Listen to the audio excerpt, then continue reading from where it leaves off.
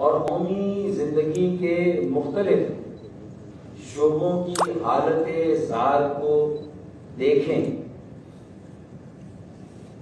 تو میں یہ سمجھتا ہوں کہ بظاہر آج کا آپ کا یہ سیمینار یکجہتی ہے ریاست کے چوتھے ستون اور اس میں کام کرنے والوں کو درپیش مسائل سے متعلق ہے، لیکن یہاں جو بحث چھڑی اور جو گفتگو ہوئی اس نے یہ واضح کر دیا کہ یہ کس قدر قومی اہمیت کا حامل سیمینار ہے، اور آپ نے آزادی صحافت کے 70 سال مکمل ہونے پر جو جدوجہد ہے اس کو ایک کتابی شکل دی اور پوری قوم کے ہر خاص اور عام کے ملاحظے کے لیے رکھا، تو میں سمجھتا ہوں کہ آپ نے ایک قومی زندگی کے ٹھہرے ہوئے پانی میں ایک پتھر پھینکا ہے، ایک ارتعاش پیدا ہوا ہے، گو کہ بے حسی اس قدر ہے،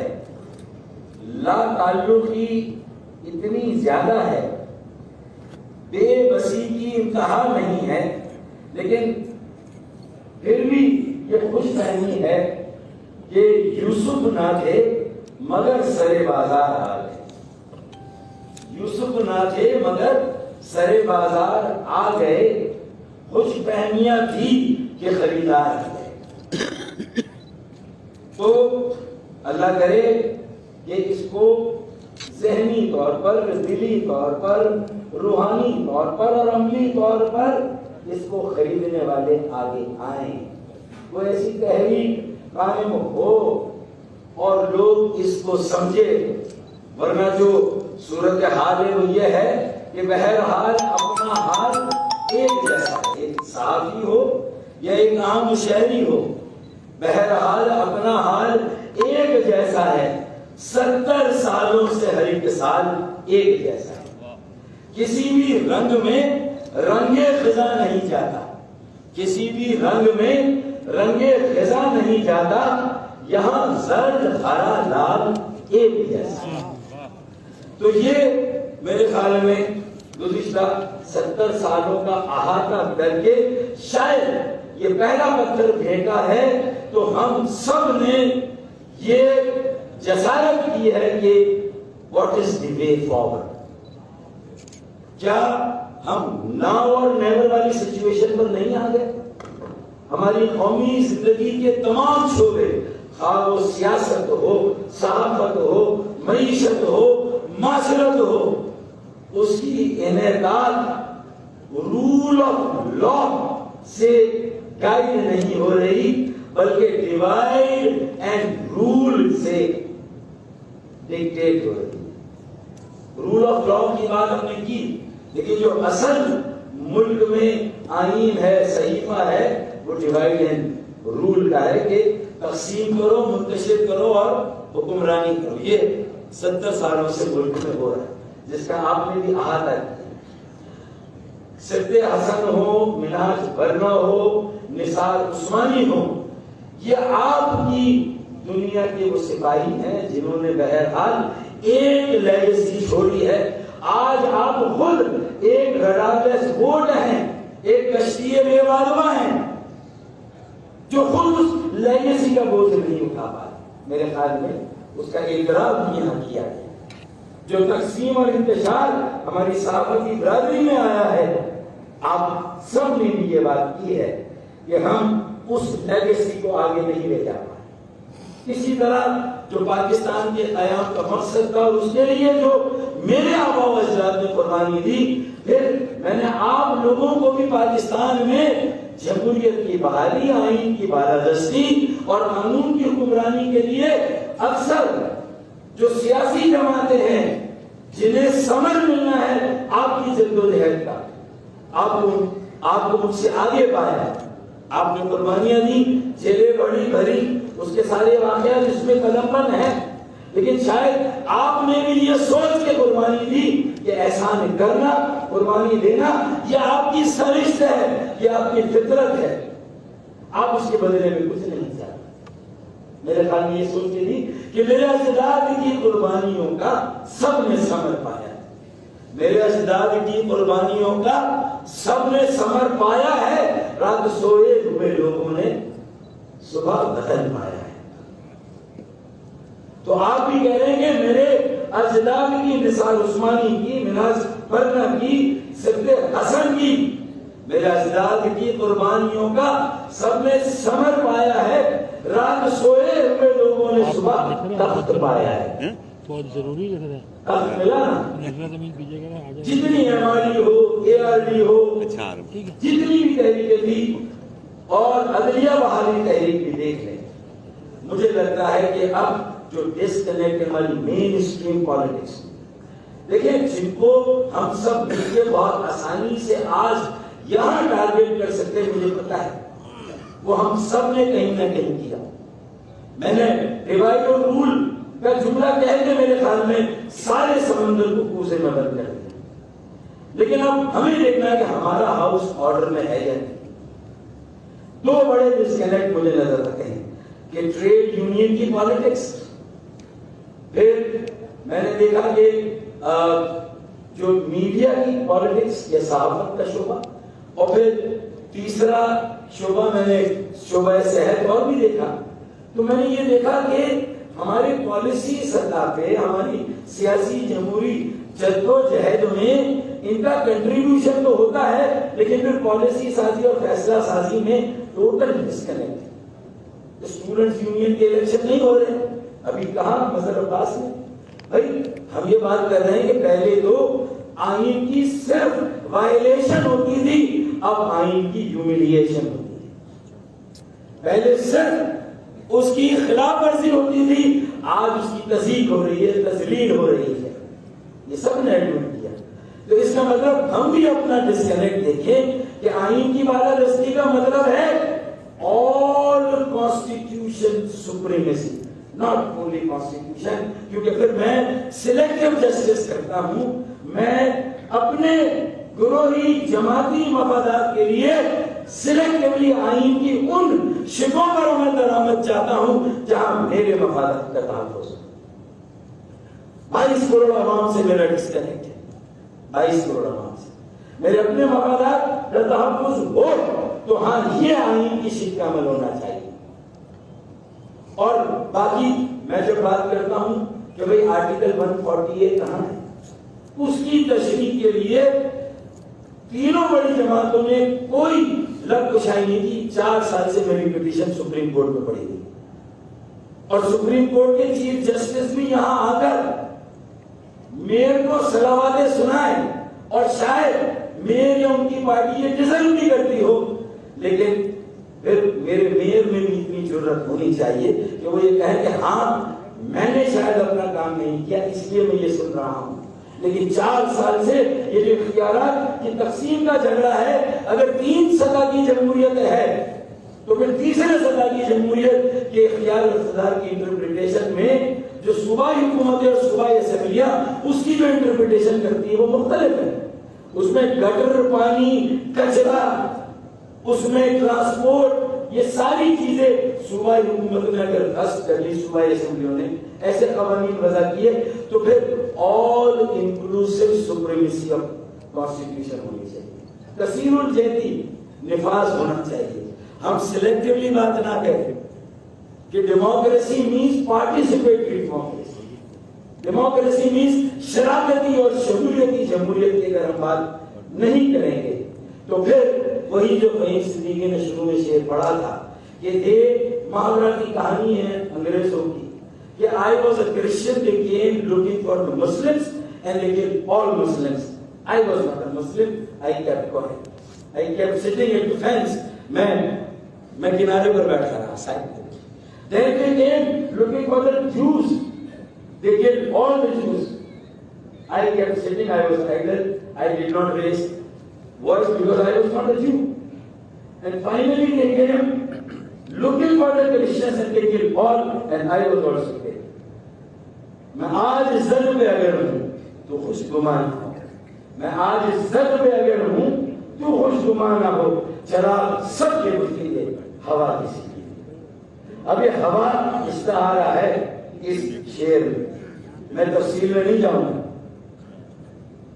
میں آج زر میں اگر ہوں تو خوشگمان نہ ہو، ذرا سب کے بولیں گے ہوا کسی کی نہیں۔ تو میرے خیال میں بات سمجھنے کی ہے، کوئی ایسی تحریک جو عوامی سطح کی ہو، جو پورے 22 کروڑ عوام کا اعتماد رکھتی ہو، جہاں انٹیگریٹی ہو، جہاں کریڈیبلٹی ہو، جہاں ایک اعتدال ہو، میانہ روی ہو، اور پھر یہ گمان نہ ہو کہ آئی ایم آلویز رائٹ، میں ہمیشہ صحیح ہوں اور میرا مخالف ہمیشہ غلط۔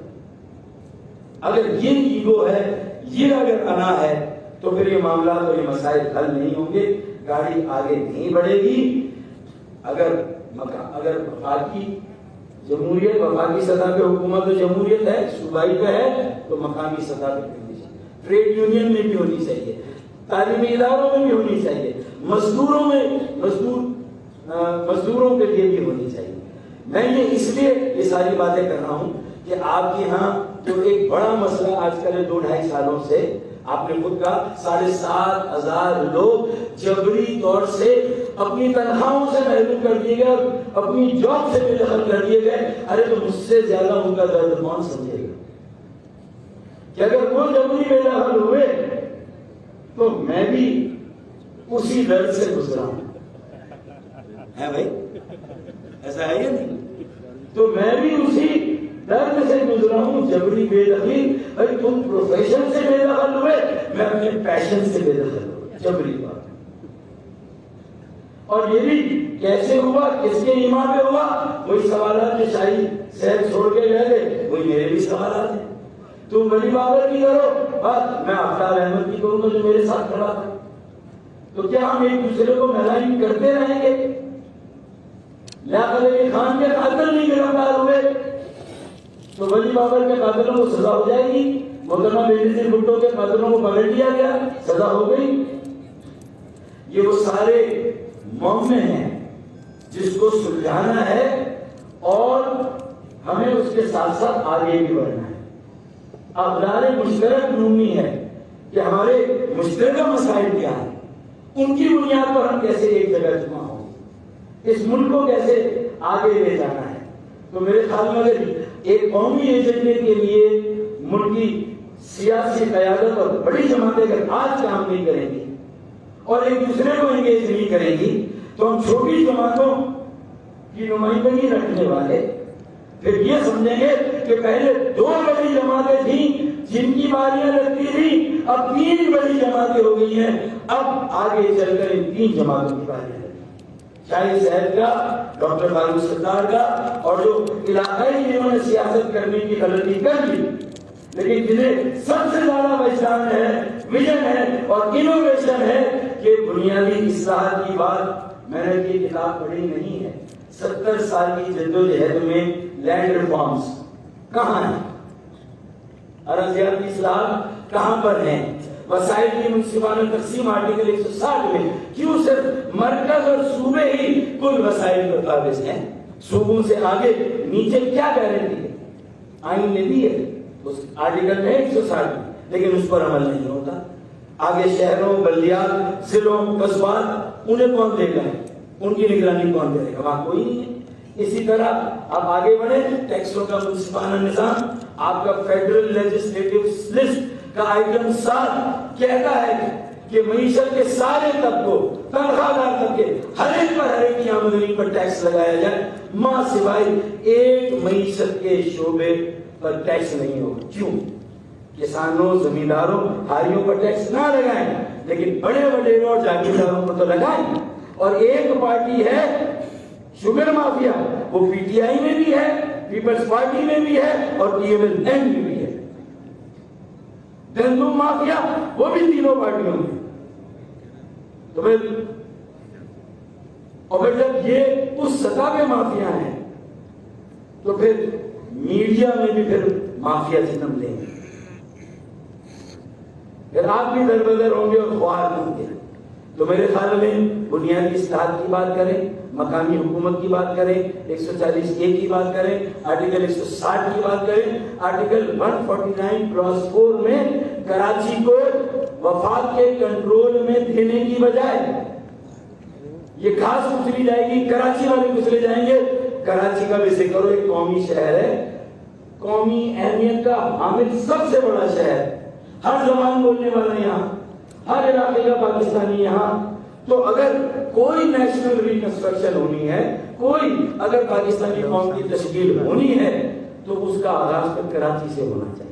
اور کراچی کو صرف کراچی کے 3 کروڑ لوگ ہی اون نہ کریں، پھر کراچی کو پاکستان کے 22 کروڑ لوگوں کو اون کرنا ہو، اونرشپ دینے کی، اون کراچی، سیو کراچی، میک کراچی۔ اس کے بغیر یہ گاڑی آگے نہیں بڑھے۔ تو ان قربانیوں میں ان کا ذکر بھی ہونا چاہیے۔ میں نے بہت ساری، مجھے معلوم ہے کہ وقت کی تنگی ہے، وقت طویل ہو گیا آپ کا، لیکن میں نے یہ چند بنیادی نکات رکھے۔ مردم شماری سپریم کورٹ کہتی ہے تو مردم شماری ہوگی، پھر پارلیمان اور CCI کہتی ہے کہ سیمپل اور آڈٹ تھرڈ پارٹی جو ہے وہ آڈٹ ہوگا مردم شماری کا، لیکن کابینہ ڈھٹائی کے ساتھ اس مردم شماری کو جو پروویژن ہے اس کو منظور کر لیتی ہے۔ یہ ایک الگ الگ ہے۔ پھر آدھی آبادی جس شہر کی گمشدہ ہو، لاپتہ، تو لاپتہ افراد کو ہم ڈھونڈنے چلے گئے، سبھی کے مسنگ پرسن، جس کے نہیں ہیں، لیکن یہاں پوری آبادی کو لاپتہ کر دیا گیا۔ اب آپ کہاں پر جائیں گے؟ اس کے بعد کہاں جائیں گے؟ تو یہ وہ عالمیہ میں بہت کمپریہنسو ایک 10 سال کا قومی ایجنڈا، جس میں میڈیا کا رول ہو، وکلا کا رول ہو، ٹریڈ یونین کا رول ہو، جس میں سیاسی جماعتوں کو بھی آپس میں قومی ایجنڈے پر سوچنا ہوگا، ترجیحات طے کرنے، مقامی حکومت اور کراچی کو 10 سال میں اٹینشن دے لیکن لسٹ میں ڈالنا ہو۔ تو یہ میرے خیال میں ہونا چاہیے، یہ میری گزارشات ہے۔ باقی تھوڑا سا میں نے لمبی بات کی، اس لیے معذرت، میں اجازت دوں گا۔ آپ کے جتنے بھی مطالبات ہیں، ہم پہلے بھی آپ کے ساتھ تھے، اور اس میں جو معاشی عدل ہے، میرے صحافی بھائیوں کا، میڈیا کے لوگوں کا، وہ بند ہونا چاہیے، انہیں ان کی تنخواہیں بھی ملنی چاہیے، بے روزگاری کی جو افریت ہے اس کا خاتمہ ہونا چاہیے، آپ کو باعزت روزگار ملنا چاہیے، ورنہ میرٹ میں پڑھے لکھے لوگ ماس کمیونیکیشن کی ڈگریاں لے کر اگر میدان صحافت میں آتے ہیں، اور اگر انہیں نہیں آنا دیا جائے گا، تو آج تو یہاں آپ رکشہ چلاتے ہوئے فوٹو جرنلسٹ کو دکھا رہے ہیں، اگلے سال آپ بندوق چلاتے ہوئے اور اسٹریٹ کرائم کرتے ہوئے کچھ صحافیوں کو دکھائیں گے اور کچھ فوٹو جرنلسٹ کو دکھائیں گے۔ اگلے سال یہ ہوگا، اس کے علاوہ کوئی اور راستہ نہیں ہے، یہ ہوگا۔ تو اب سوچنا یہ ہے کہ کووڈ نے موقع دیا ہے، ٹیکسٹائل تھوڑی سی چلی ہے، کچھ آرڈرز ملے ہیں، تو اب لوگوں سے روزگار کو نہ چرایا جائے، چھپایا جائے، انہیں روزگار دیا جانا چاہیے۔ ہم کرتے رہیں گے پرورش لوح قلم، کیا ہے کہیں سے بھی ہم کرتے رہیں گے پرورش لوح قلم، جو ہم پہ گزرتی ہے وہ رقم کرتے رہیں گے۔ تو میرے خیال میں یہ ہماری سازش ہے۔ اور آخری بات یہ کہ کچھ دیر کی خاموشی ہے، پھر شور آئے گا، کچھ دیر کی خاموشی ہے، پھر شور آئے گا، تمہارا صرف وقت آیا ہے، ہمارا دور آئے گا۔ بس